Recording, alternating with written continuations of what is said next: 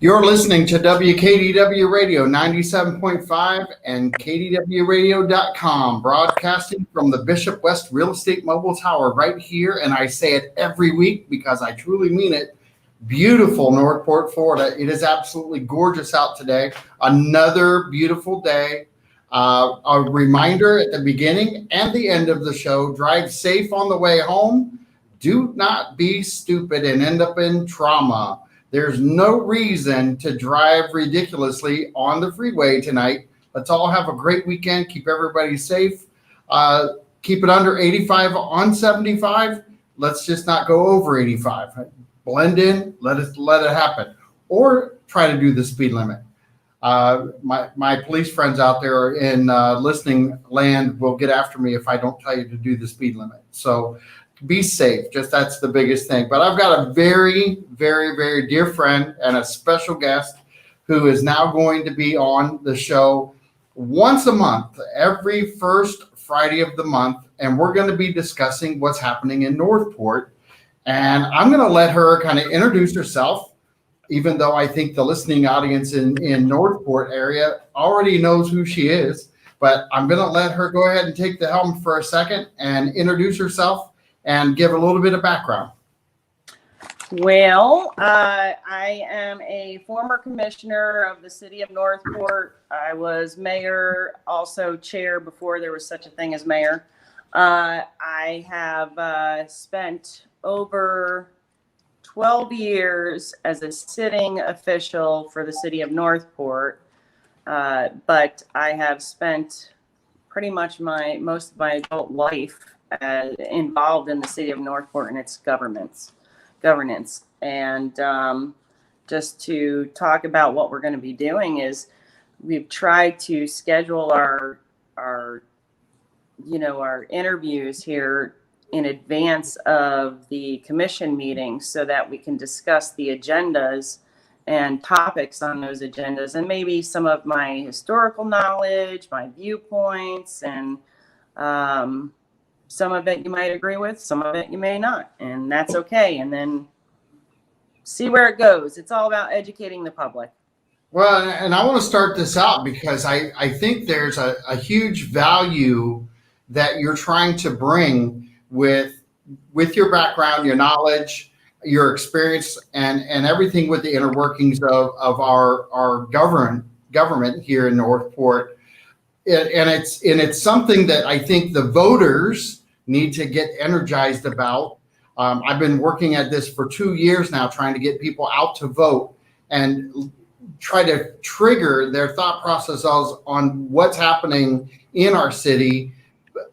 Try to explain the value of what you're trying to get across now to the everyday worker that's out there that really doesn't have time to kind of catch up with stuff in the evening, but may be able to watch this show once a month and really kind of grab a hold of this information and understand what's happening in Northport and the value that brings.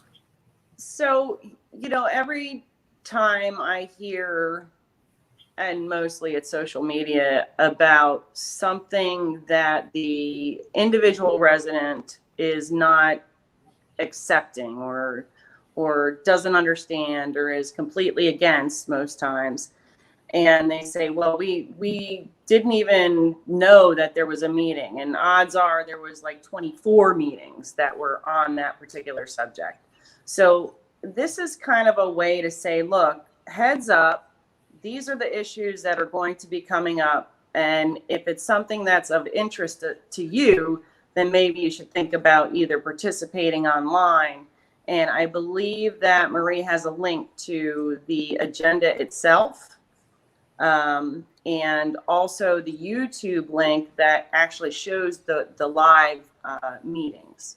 So we're trying to get as much participation in the city of Northport's governance as possible and to allow people to be educated on the subjects at hand and not just assume that what they're hearing on Facebook or what they're hearing in the grocery store is true and accurate.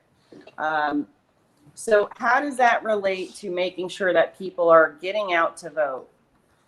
I can tell you that the city of Northport has not been seen as a serious player when it has come to conversations with the county, the state, until we reached a certain populace and they were aware of the fact that these people are going to vote. And once you become a voting bloc, once you prove that you are voting enough to make a change countywide, statewide, regionally, then all of a sudden you have a bigger, stronger, louder voice. It's no different than going to a commission meeting with 150 red shirts and making a difference. The way we make a difference on a larger level of government is to vote. That's the bottom line. And I've been preaching that for 2 years now on the station and on Facebook, and it's really, I get goosebumps every time I hear somebody else say what I've been saying, because I really want this to be infectious, and I really want people to grab a hold of the fact that if you really want to be impactful, all you have to do is vote when it's your time to vote. That's really the biggest thing that Tallahassee is looking at everything on not just a local scale, but even national.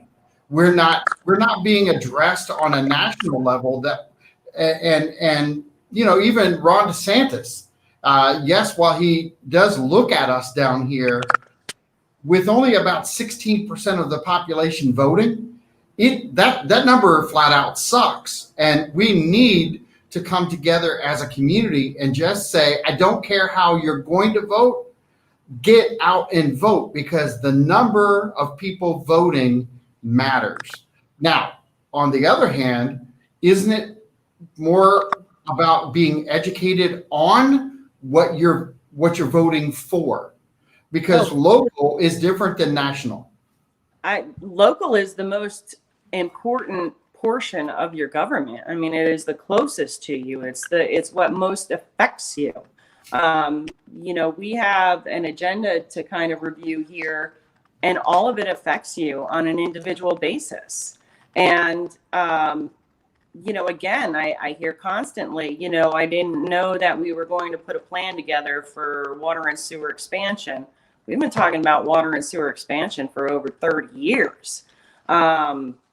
There's an actual plan out there that kind of prioritizes those areas that they want to actually expand to. And there's a lot more conversation. The main reason why we haven't seen a huge expansion is really because of the cost that's affiliated with it. So, a lot of these issues that come up that residents are kind of put aside of, they think that it's something that just came up today. That's not true. I mean, these are issues that have been discussed forever and ever.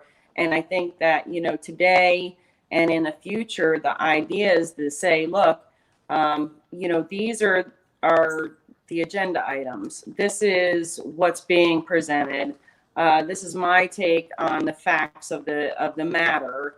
And it may help you understand why some of these commissioners are making decisions or comments the way that they're making those comments or decisions, because a lot of people are really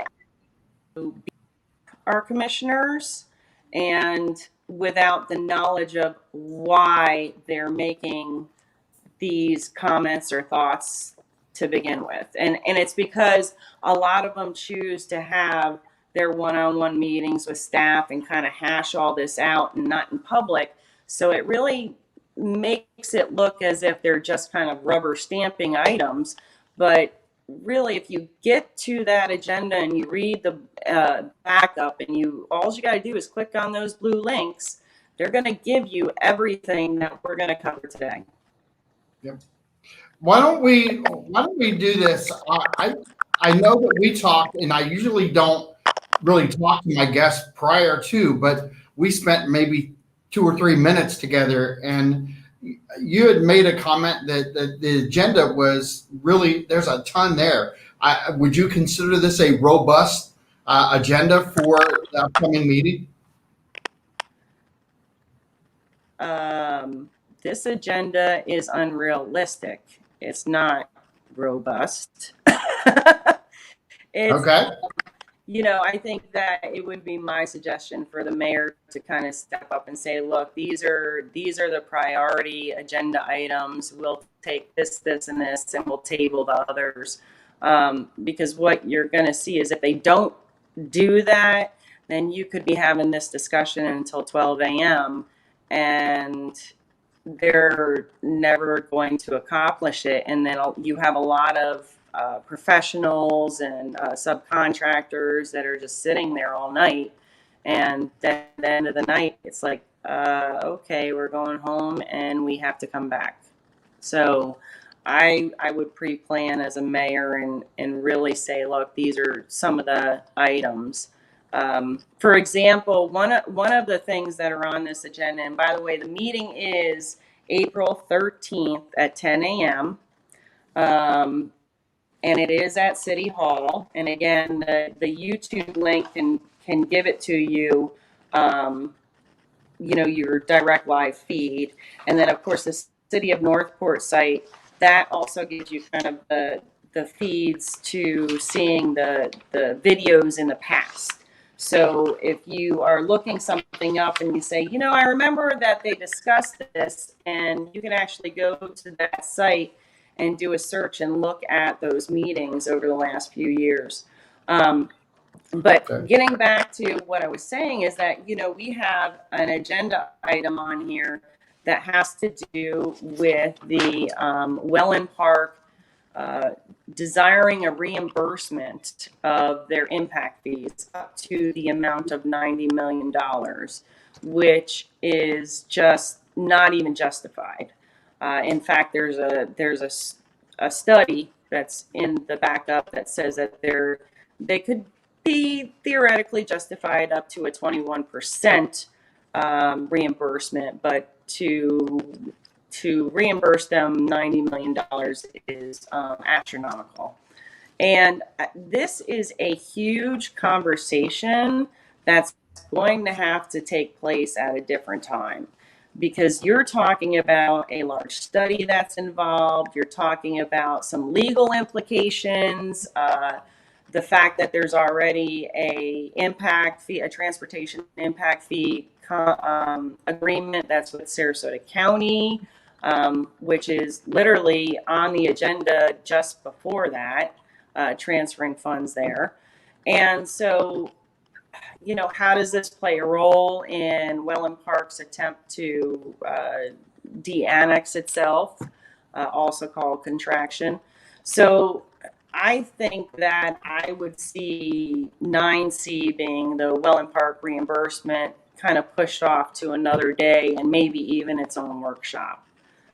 So that's just a perfect example of some of the things that may need to be put on the side. When you're on the dais and you were the mayor and you saw topics like this that could be absorbent of time in discussion, would that be something that you would try to get people to maybe step aside and say, hey, we need a workshop? You brought that up, and I really would just want to play on that for a second, because I don't know that we have a lot of people in our community that understand what a workshop actually does. What you guys are just not voting on things at the dais. There's actually a procedure in place, which would be the workshops. Can you kind of explain a little bit about that and why they're so beneficial?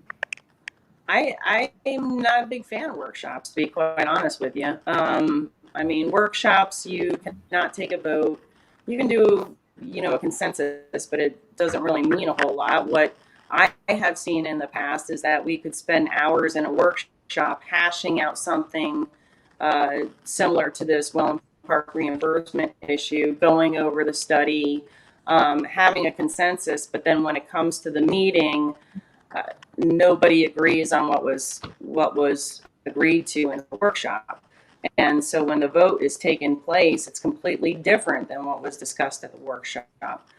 So I personally am not a big fan of workshops. A lot of people do like them because it does give a free flow of conversation. It doesn't necessarily have to be in, a Robert's Rules of Order form. You can have more of a casual conversation. But I personally would call a special meeting that is specific to this well and park reimbursement, allow staff their time to present the case of, what is it that we see in these, the study, why is it justified, any of it, how does it relate to the current impact fee agreement that we have with the county, and how does it even address the amount of money that we've already invested into River Road and the intersection of River Road, which was the intersection was done before there was even, I think, 150 houses in there. So how does all that play a role? And then you can make a decision, and the decision sticks, and you're not having a meeting to have a meeting. And that is what I do. But I've done that. And go ahead.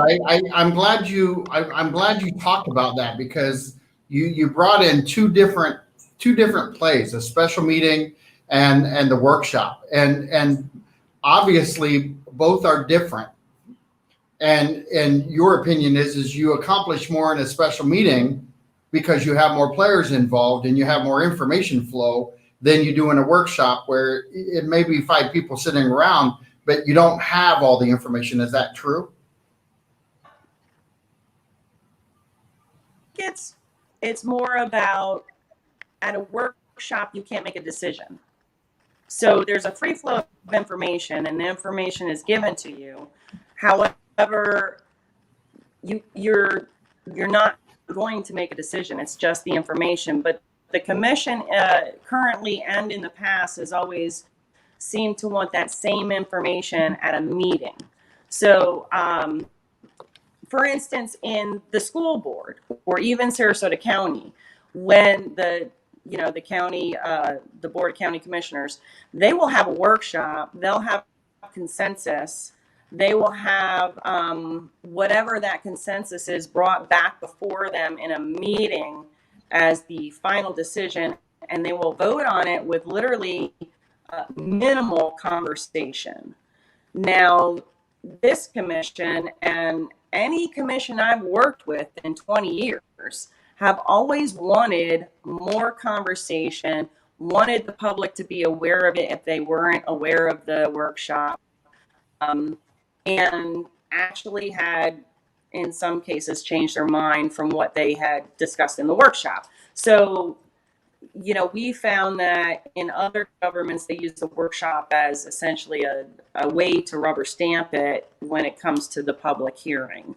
And so this commission has been very open to making sure that the public is not only educated, but also part of the participating decision-making process. And so I think that's why in the past, workshops were only geared towards items of education per se, or very large items that you knew you were not going to be able to get done in the final meeting. For instance, the ULDC rewrite. That's something that really needed to be workshopped over a 4-day period and repeatedly until it's hashed out. Okay. So on this agenda that we have right now, you've highlighted now 2 things that really could be addressed in special meeting versus on this agenda. Would that lessen the agenda right there? I mean, those are 2 pretty major topics that you brought in. With this agenda, can we kind of go down the list and kind of talk a little bit about each one of the topics that are out there so that people understand what's happening? What I did was I kind of went through the agenda and I looked through it and said, okay, these look like hot topics that either A, the residents are going to be concerned about or want to know more about, or B, it's going to be something that the commission is actually going to be more concerned about and have a longer conversation on. One of the things was, and consent agenda is usually minuscule items, items that really don't need a long conversation or discussion, and they can be approved in one fell swoop. And so on here, I see 3 items that may have a possibility of being pulled to have more conversation. Well, right there is about 2 hours. I mean, easily, depending on the topic and what person pulling it would have the conversation about. But one of them is the study to explore reclaimed water for potable use, which is consent agenda item 4B. And with that, we have to look at the climate we're on in. We have a huge gathering of residents who are anti-sewer and water expansion. And so with that said, I do believe 4B will be pulled. And don't get me wrong, I am completely using my crystal ball, which doesn't always work. But honestly, this is just the intent is really to find a diversified way to gather more water resources. And one of the things we need to look back on is the fact that Orange Hammock, which is now the good majority of that land is preserved, and will also have access by Peace River to utilize it for its water rights. And that was my big contention on the whole Orange Hammock issue, because it's a very large property for those who are new to the area that is, off Toledo Blade. And so it is adjacent to the Peace River water facilities. And so when Peace River will get their swift mud permits and they can drill wells, and they'll be able to utilize that to enhance their capacity of their water. Now, of course, they say they're not going to do that, but we'll see. But Orange Hammock was supposed to be essentially an additional water service for the city of Northport, so that we could continue to enhance our water service throughout the East End. So now that we understand that that may be gone, not to mention that, we lose more groundwater every day because of many different environmental factors, that studying the way to use groundwater, gray water, even desalinization, any of those avenues, deep well injection, and to determine a way to make that a potable water use is what this study is about. So I'm not completely against it. I think that it's something that needs to be done regardless. And if you continue to put things off, they just get more and more expensive. So the study, I'm not sure where they have the money budgeted from, but I would assume that it's from the utility fees, and so those users are probably using it, are probably paying for this study essentially.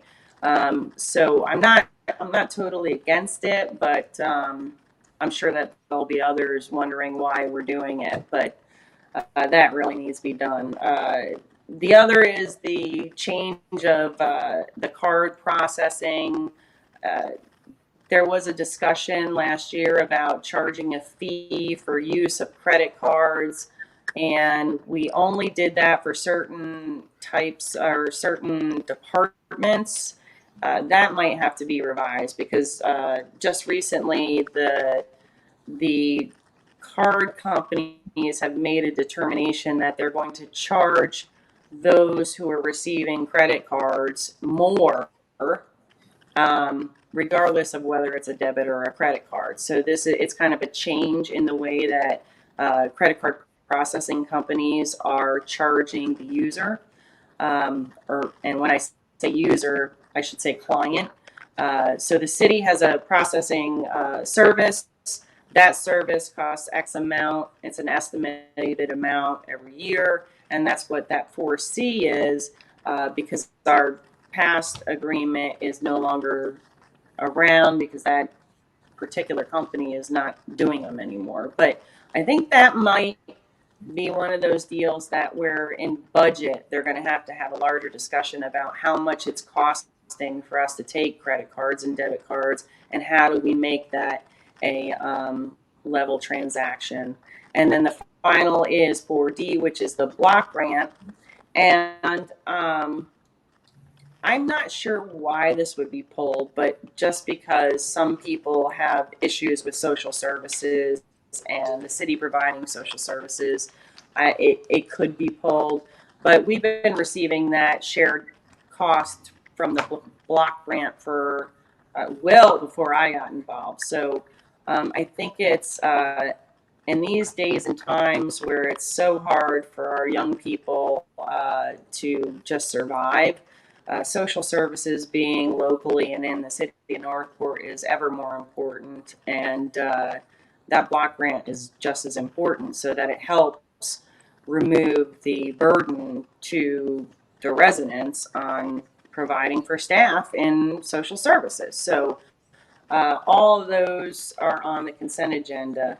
But the real big conversation, the one that will probably take up one of a few that will probably take up most of the time, is 5A, general business, War Mineral Springs.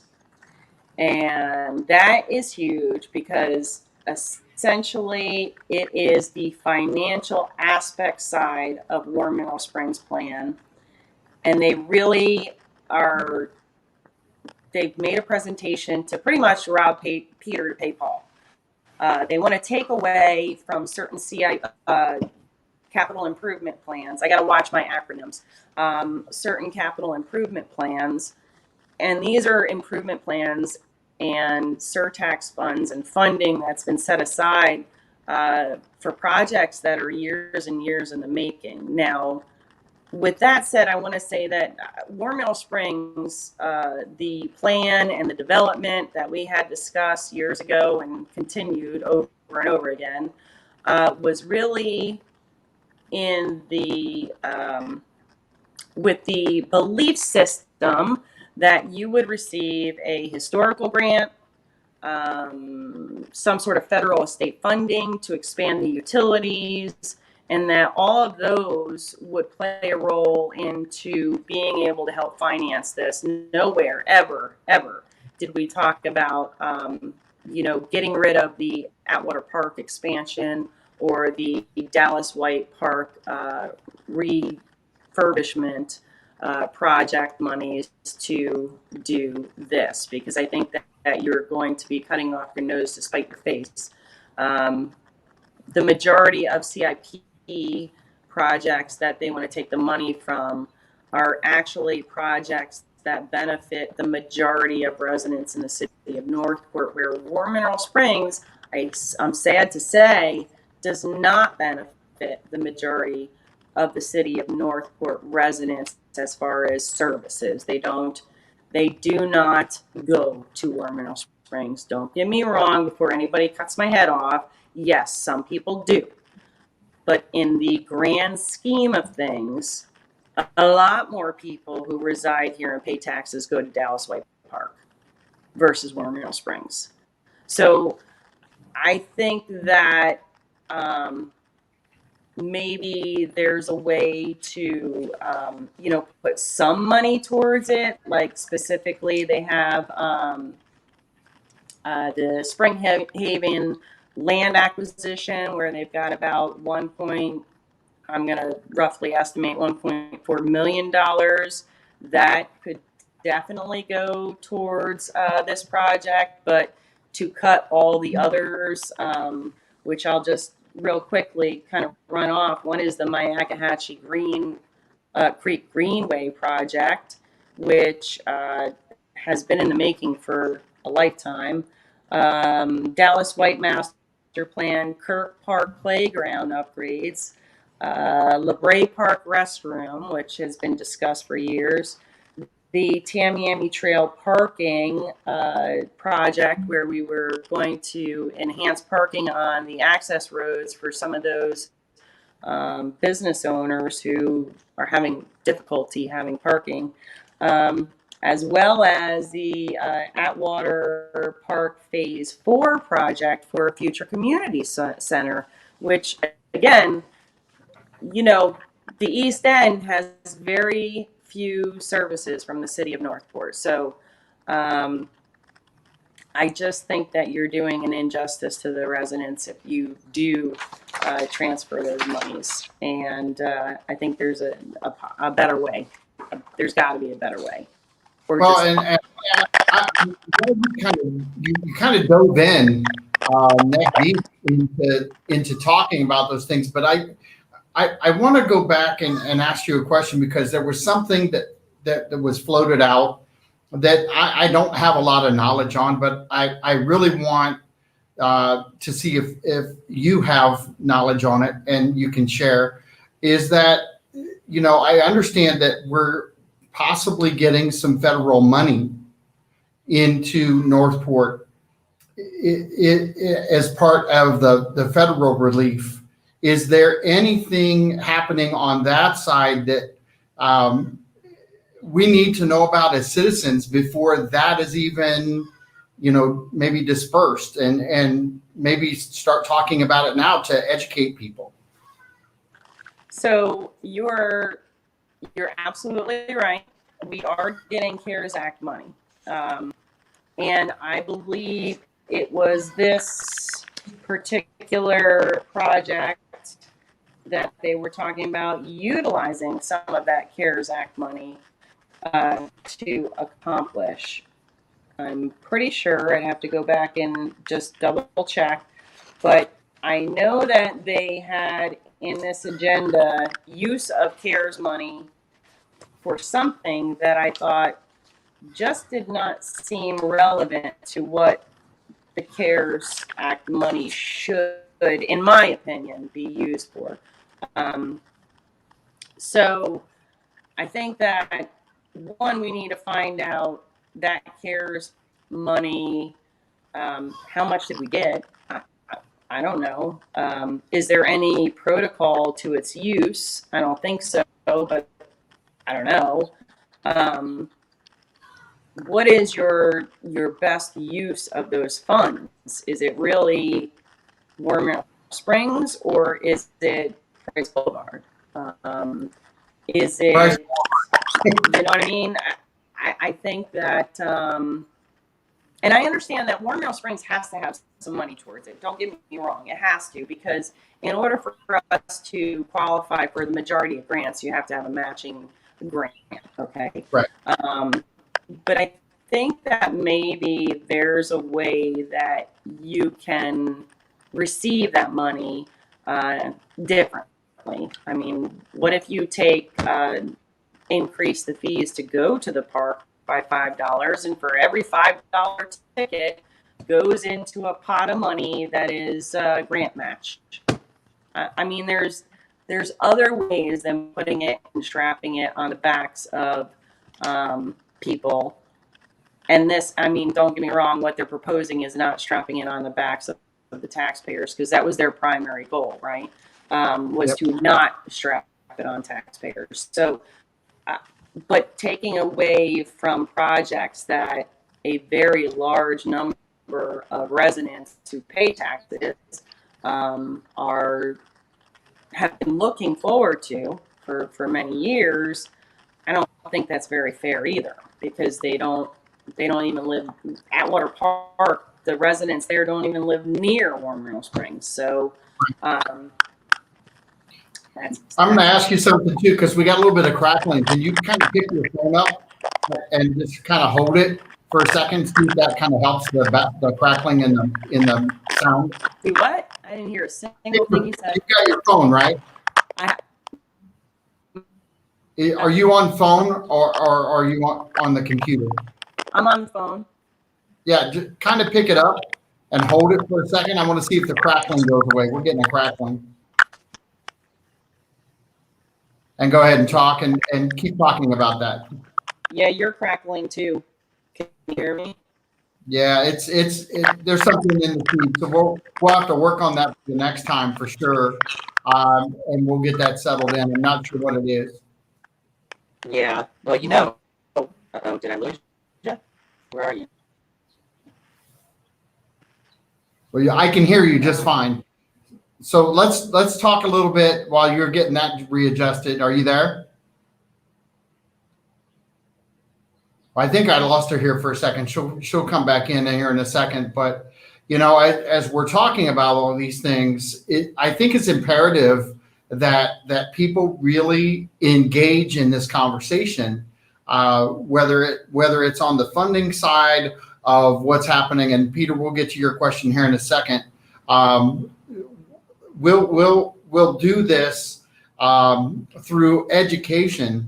And Peter Bartolotta just threw a question up there, and I love the fact that he's engaged in this and fired up. And I want you guys to know that the fourth Friday of the month, Peter Bartolotta is going to be talking about a lot of this stuff also, and also the growth of the city. And I've got Vanessa back, so we're going to go ahead and throw Peter's question back up, and you can see Peter's question. And it's according to the new ED study, WMS would generate between 22K and 229 in property tax revenue. Will this will not cover expenses? Shouldn't we be looking at more revenue opportunities?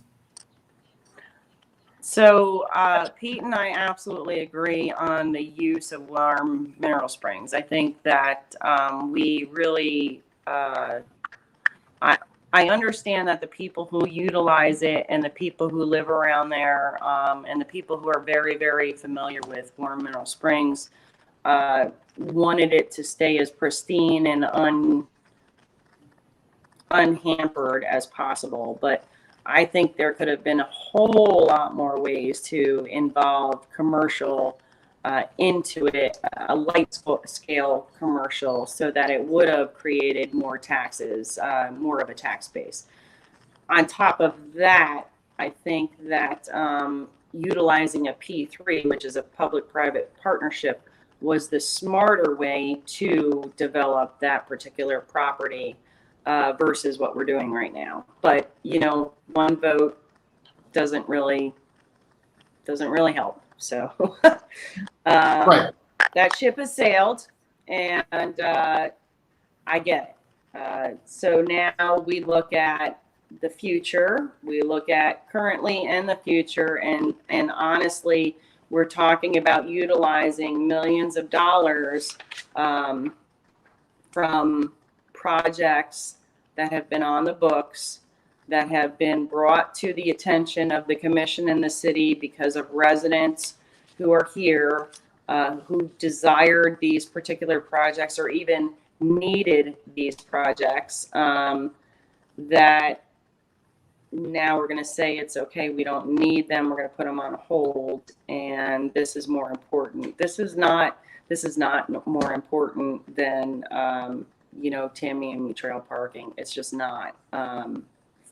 We need to take the action to make sure that we are addressing the needs of our citizens in the mainstay of the city of Northport. And don't get me wrong, I absolutely agree with preserving the historical value of Warm Mineral Springs. But if we're not going to use it as an economic driver, then it really needs to be something that we look at as let's preserve it, and then it's going to have to survive on its own, because while it's important, there are 70,000 residents out there that are pretty darn important, and we need to make sure that we're addressing their needs. Well, and I know that we don't have a number on this, but you just threw a number of 70,000 people out there. How many? What's your percentage of usage from Northport residents at Warm Mineral Springs? What is your? Is it 5%? Less than 5%? More than 10% of the population in Northport that visit Warm Mineral Springs more than once a year? What's your thought? I'd say less than people who vote. I would go with maybe 6%. Really? 6%. And that's really it's a guess. It's a hip shot. I mean, it's a total guess, but if you think about, logistically, the average citizen who lives in that particular area, where most of the growth is, how it is it's a very much Eastern European that go to it. So I would say maybe 6,000 to 10,000 attend on an annual basis that are actual, and that's being pretty nice, that are actual residents, tax-paying residents. But I could be wrong, So I'm going to ask you a different way, because it's just my mindset, and I believe other people's mindset. You talked about the parking on Tamiami Trail for the businesses, and you talked a little bit about Price Boulevard, and I want to take those two projects in comparison with Warm Mineral Springs. If it's not going to be an economic driver, which it should be in some form, the two projects that you brought into play, if they're not first and foremost of importance, what are we first off telling people that own businesses on Tamiami Trail? Because we need to support our businesses at the same time, because they generate things for us also. And then along the lines of Price Boulevard, that road is in desperate need of an upgrade, and desperate is not even halfway to where people feel on trash day, on mail day, on any given day of the week, that traffic is just crazy. And because we've gone from 20,000 people now to 70,000, and we really haven't made infrastructure change on the scale that keeps up and paces with our population. Can you talk about the correlation between those two projects and the importance of those two projects versus, I'm not saying take a complete overhaul in Warm Mineral Springs, but maybe put some Band-Aids on Warm Mineral Springs because of the lack of care it was before we got it. And we have to maintain somewhat what we have.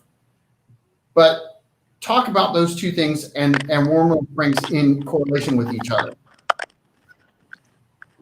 So first of all, let's go to the infrastructure needs, which would be Price Boulevard, as well as the parking for Tamiami Trail access.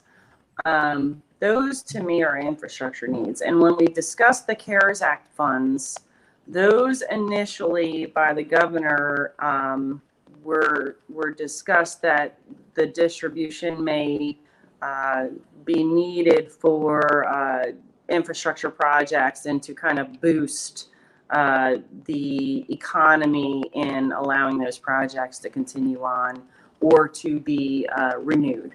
So when I heard we were receiving CARES money, I was under the impression that that money would be used for what the governor had initially discussed, but I don't think it came with that caveat that you had to use it for that, because there's other things that other governments are using it for that have nothing to do with infrastructure. So that's one aspect. The other aspect is that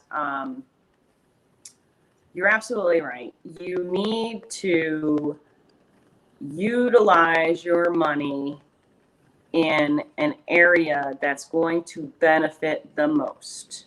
So we look at War Mineral Springs, and they did give them a breakdown of how War Mineral Springs is making money, okay? But what's curious is that if you look at 2020 and you look at 2021, the amount of money being budgeted for repairs is pretty much minuscule, if any, in certain months. So that to me is unrealistic, because no matter what you do, you're always going to have repairs. And in this particular instance, we have a huge problem with it, as it's an old building. Okay. So you should probably be a little bit more apt to put more money towards the repairs versus not budgeting any at all. So if you look at what's being reported realistically, it may not be making money. The other side of it is the initial $4 million that we took from Price Boulevard to pay off the county's portion of their side of things. We did when we originally bought the War Mineral Springs, what we did was we went into a collaboration with the Sarasota County government, and both entities owned it. And somewhere around 2012, 14, they decided, the city of Northport and the commissioners decided they were going to buy War Mineral Springs back altogether and let it be under just the city of Northport. And I personally believe that that was a huge injustice to the area as well as the Springs, because I think a lot of things could have been accomplished in the partnership over those last at least 6-7 years. So my point is that $4 million has already gone towards repurchasing that partnership. And so, you know, we took away from other projects for that. Now we're going to do it again.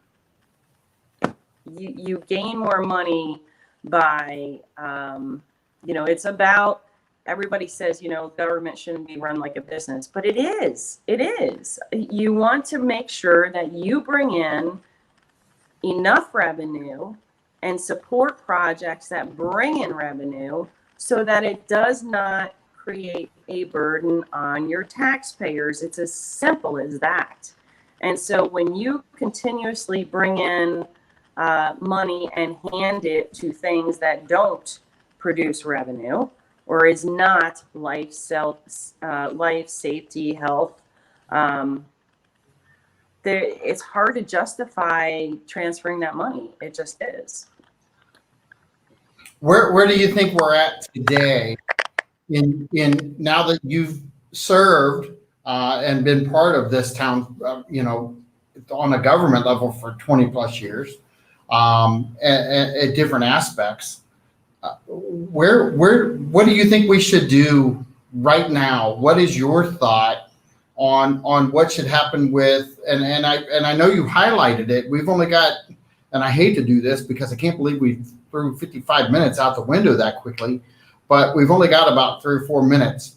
But what would you do with War Mineral Springs now? Because I think we should maintain it. I understand what you were saying about the budget side of things on understanding the repair side. If it's not structured right, we're just digging ourselves a hole to begin with. If we're not stepping up and saying, listen, the guy who owned it before, he didn't take good care of it. He was going broke. That's why we own it. We lost the partnership with Sarasota. We bought them out. We lost again. I don't want to keep losing. I don't want that to happen, but I also don't want to see that piece crumble away to nothing because we haven't been good stewards of it on our watch. And I think that's what you were talking about with setting up the budget to represent repair, not replace, because those buildings are historical. There are things that we can do maybe down the road, but there are some things that have to happen. What would your recommendation be on maybe accomplishing the parking and getting Price Boulevard started and yet maintaining Warm Mill Springs? Would take that, the money that they have accounted for Spring Haven, the $1.395 million, and utilize that to do a phase-in approach and at least get the historical buildings back to what they need to be. Concentrate on your historical buildings, because that really needs to be the primary focus as far as I'm concerned. And then you can expand on its use, its services. If you want to improve the property, if you want to improve the landscape, the parking lot, whatever you want to do from that point forward. If it's not broke, don't fix it. But we know the historical buildings are broke. So let's work on that. And I think that's what I would do. I would prioritize what's important, deal with what's important first. It's triage, and get that done. But before we go, I don't want to run out of time before talking about this road maintenance rehab waiver. It's pretty important because it falls back into what we were talking before about how important it is to make sure that we're business friendly, essentially. But in this particular case, so we have a couple of things. We have the road maintenance rehab construction traffic fee, which is something that we put together when I was on the board in 2006.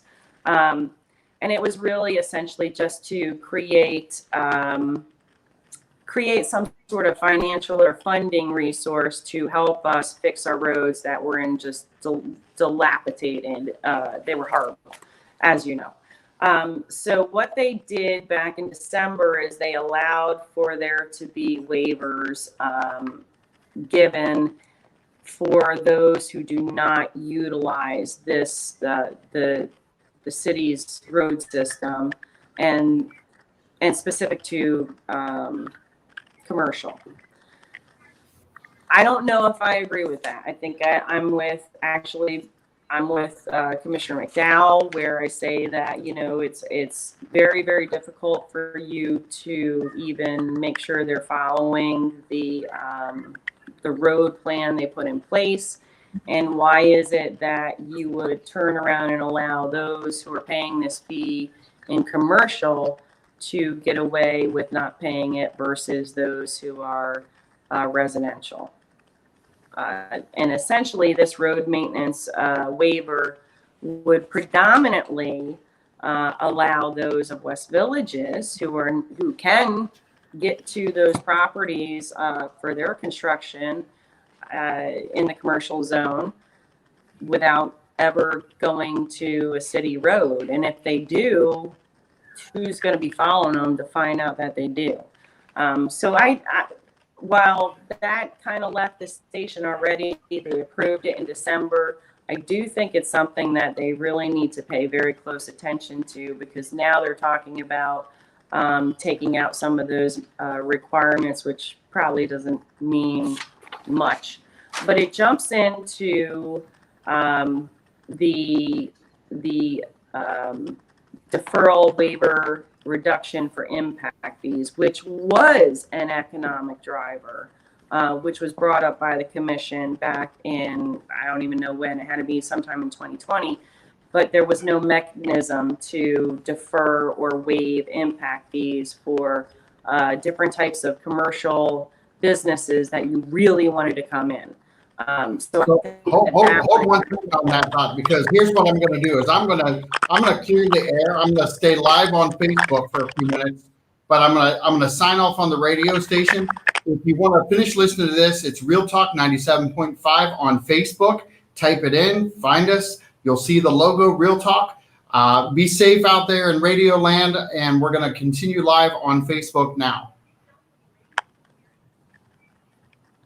All right, go ahead, Vanessa. Complete.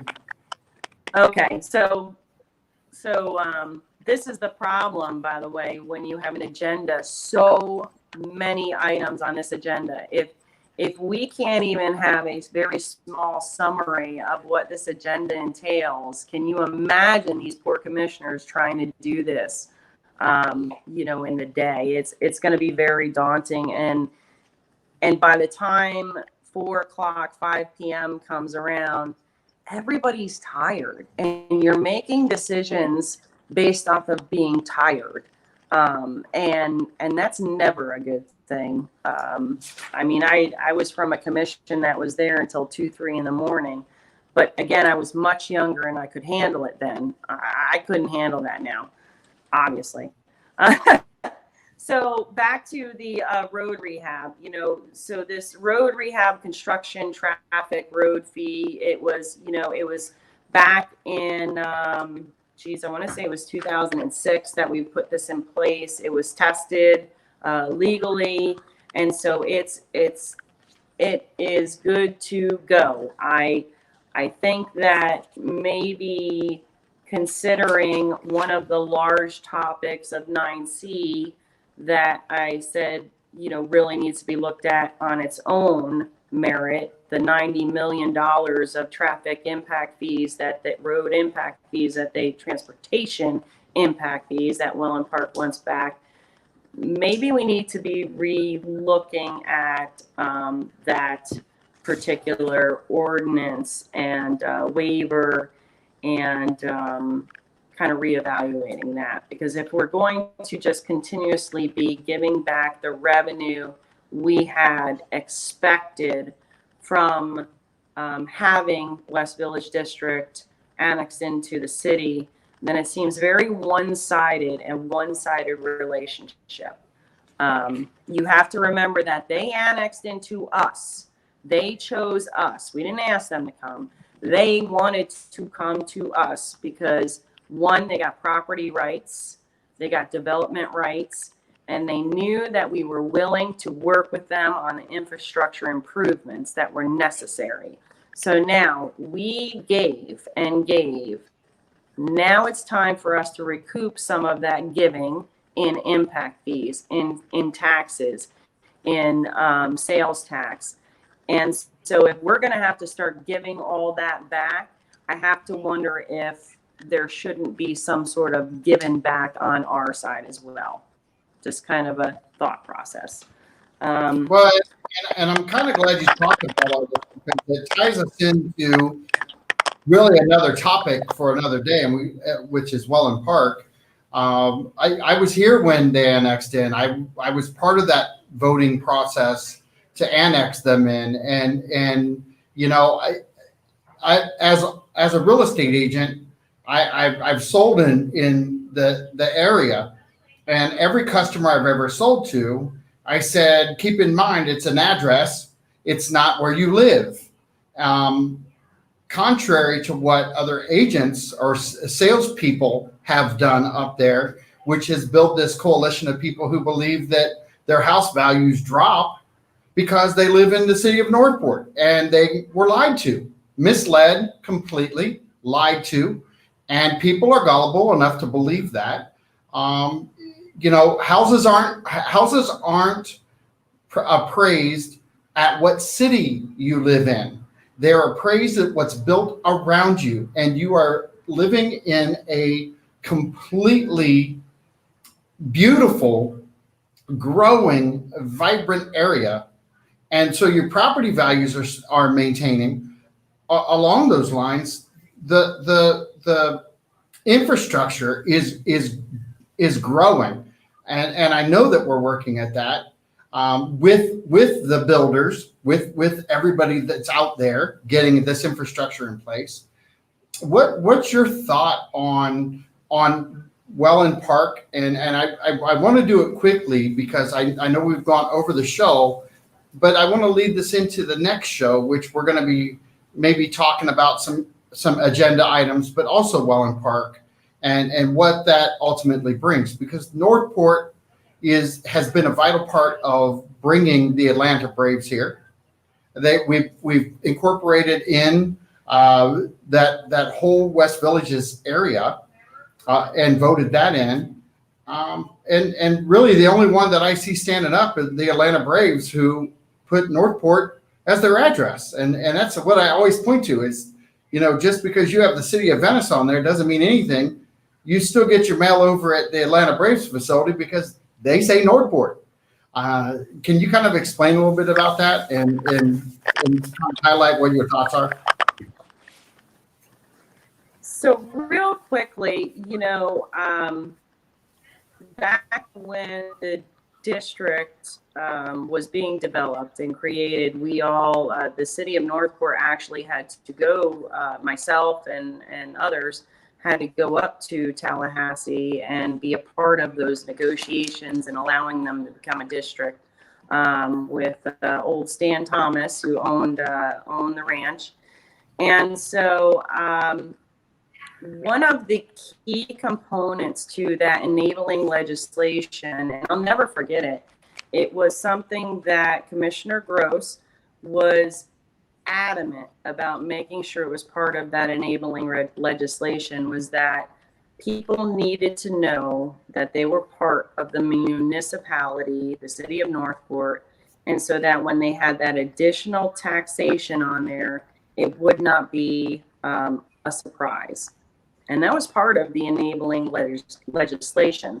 And she fought for that and got it in there. So how we've come from there to people saying you live in Venice, I have no idea, but I'm sure it could be litigated, and if you could find that legislation. But honestly, right now it's a little preliminary to have a conversation about the whole contraction and / de-annexation, because we want to make sure that we get a final study, the final feasibility study. And I really want to see that it encompasses everything on all aspects. And the reason why I say that is, for example, that one of those agenda items is transferring over $430,000 to the county of transportation impact fees from the city of Northport, that is in response to an agreement to improve River Road. River Road is being improved because of the growth in West Villages, bottom line. So, if my battery just said I'm going low. So if we have not only placed this $431,000, also over $4 million previously, I think it was $8 million back in 2009 to do the intersection of River Road and 41.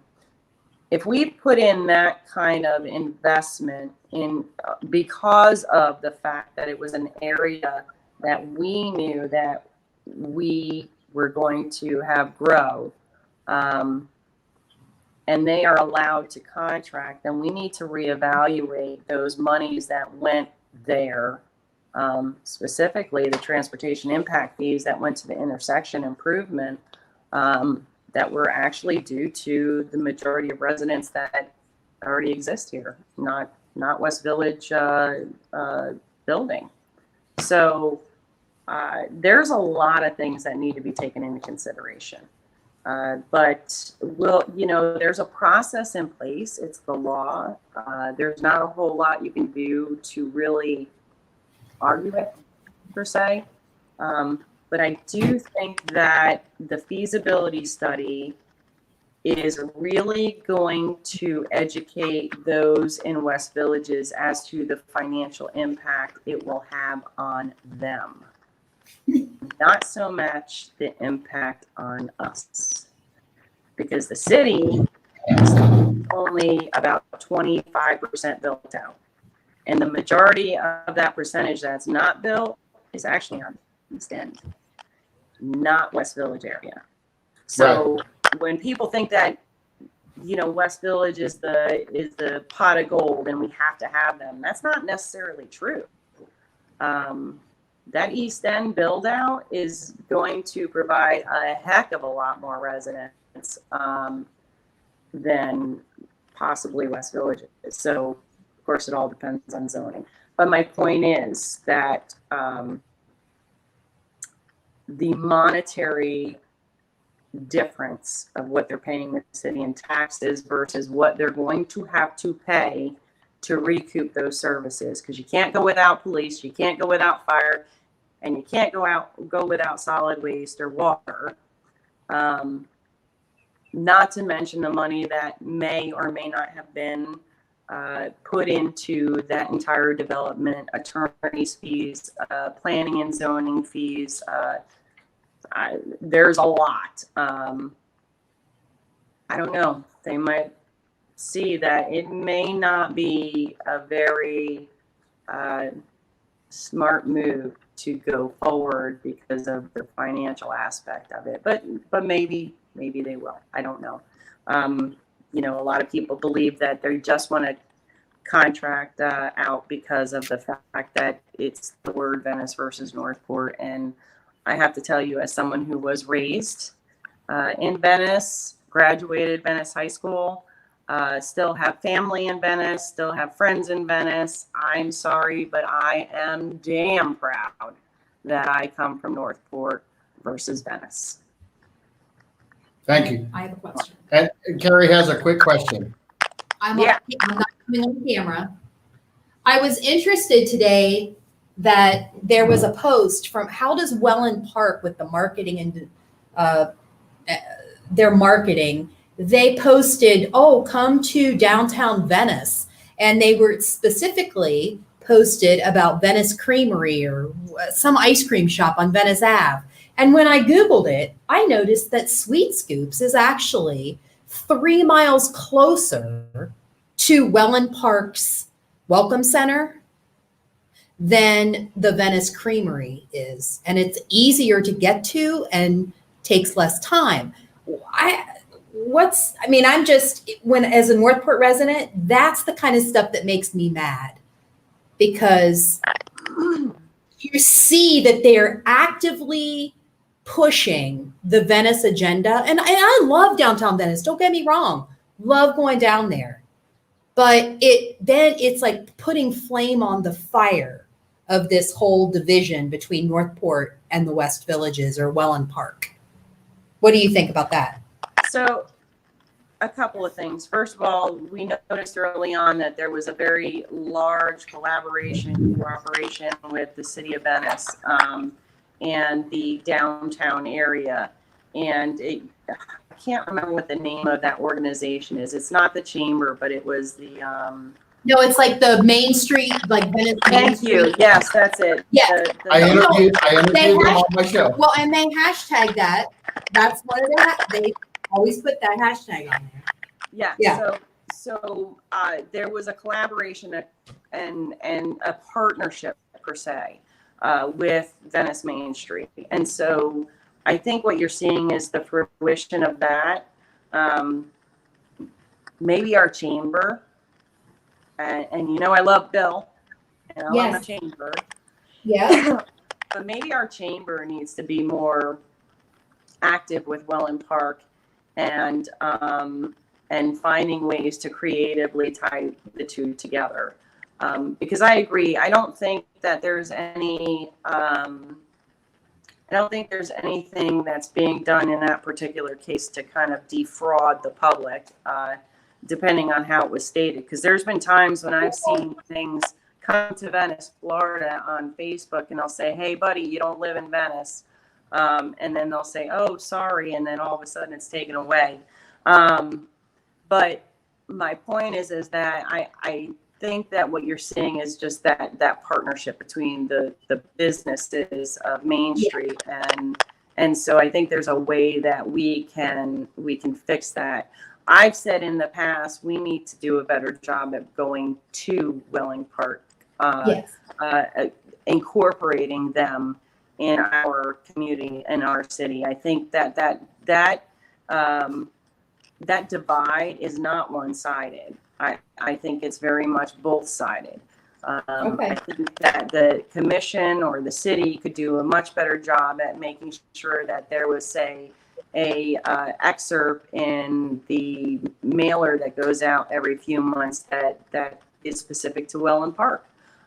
Maybe we need to create a mailer that's just for Welland Park that shows and reviews the city services and gives an agenda review. This is what your commission did today. I think that it's, like I said, it's a two-way street.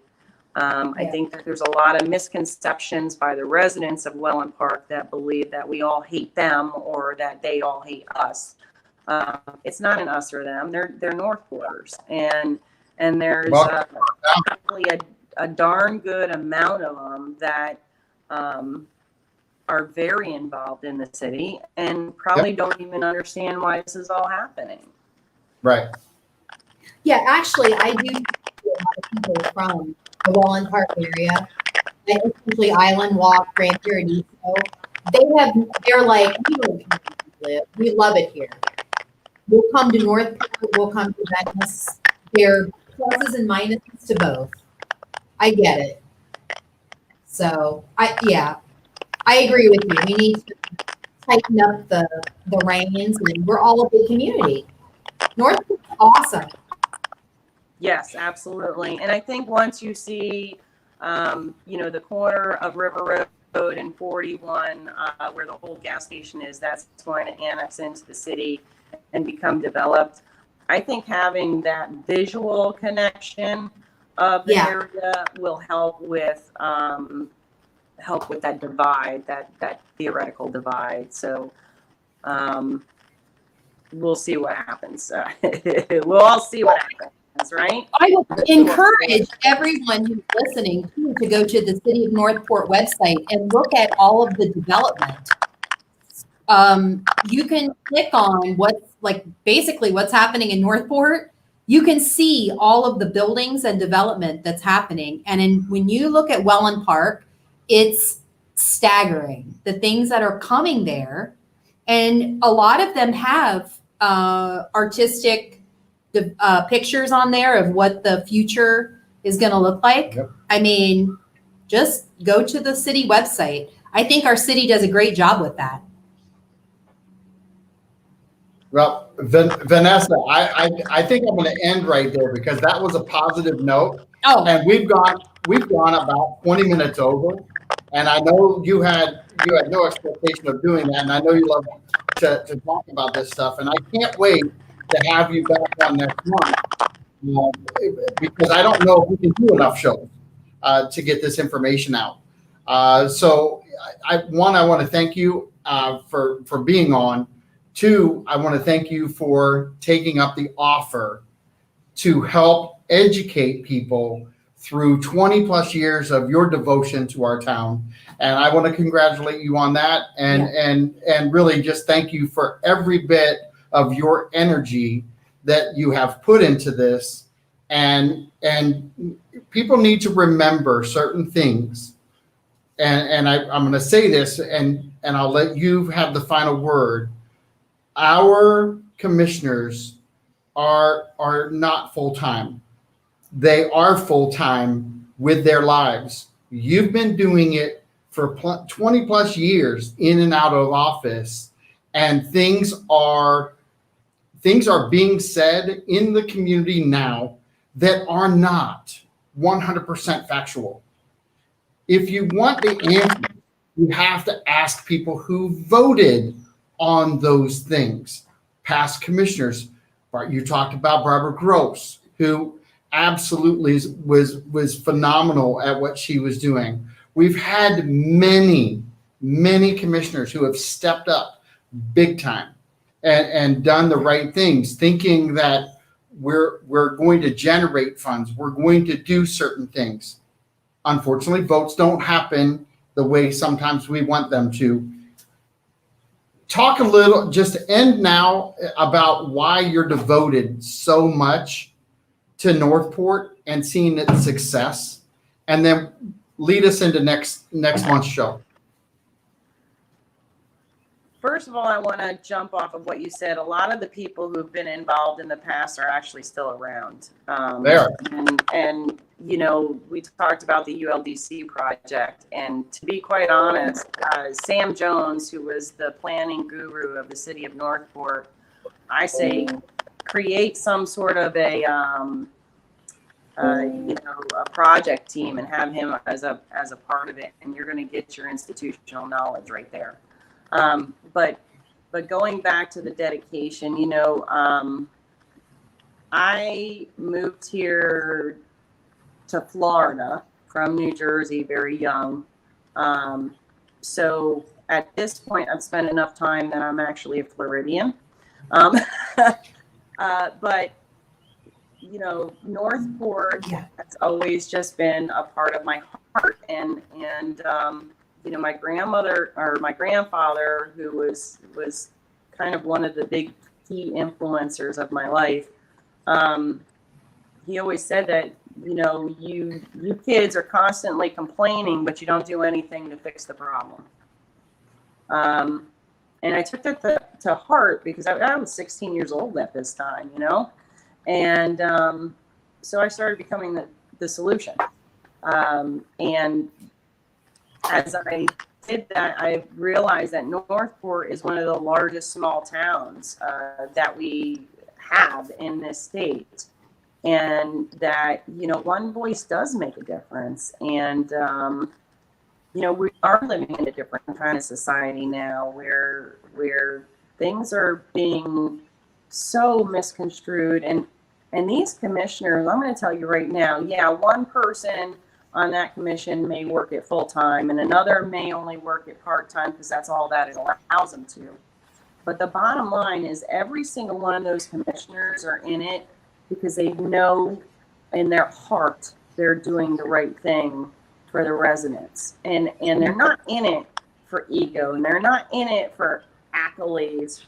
I mean, let's face it, you don't get any accolades in politics anymore. We know this, you know. But every one of those commissioners have a thought process individually. And I mean, even myself lost patience with some commissioners, and you know, you just get beaten and beaten and beaten to a point where you just don't have patience anymore, which is why this agenda is not a good idea. But my point is that, you know, every single one of them are out there to try to make a difference. They're not there because of that ungodly amount of $38,000 a year. They're not there for the phone calls that come in at all hours of the night and all the day, and every weekend, and the different places they have to go. And I think I spent more money as a commissioner than earned, but they're there because they want to make a difference in this community. So if we could just go back to remembering to have that kind of respect that that our elected officials are doing the best they can with what they have, and they're doing it because they love this place just as much as I do. I agree. And on that note, I'm going to let you go and have a fabulous Friday. I truly enjoyed the conversation. We've gone 22 minutes over, and I want to thank Maria because Marie stayed on and let us do this. She's been fantastic and this is the first show ever that I can remember going almost a half hour over, but I think there was a lot of value. I hope people share this video. I hope they get this information out. And I look forward to the first Friday of every month so I can talk to you. And I'm just going to throw it out there because the fourth Friday is Peter Bartolotta, and it's not going to be quiet either.